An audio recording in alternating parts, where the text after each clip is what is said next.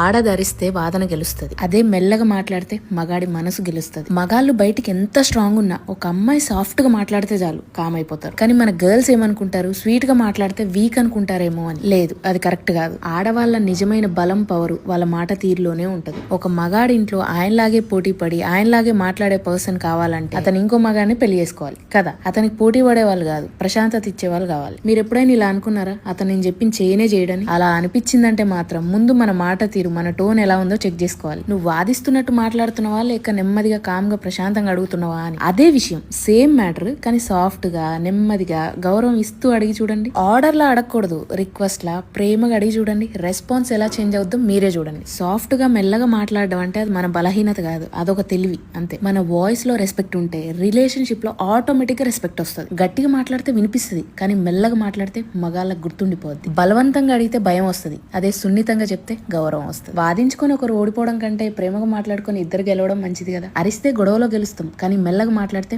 మగాడి మనసు గెలుస్తాం. ఎస్, మగాళ్ళకి యాంటీ ఉండడం కాదు, అహంకారం ఉన్న మనుషులకు యాంటీ ఉండండి. మనందరి ఇళ్లలో మగాళ్ళు ఉన్నారు, సమస్య జెండర్ లో కాదు మనస్తత్వంలో ఉంటది. అందుకే నోరు బాగుంటే ఊరు బాగుంటది, మనుషులు కూడా బాగుంటారు. చలో.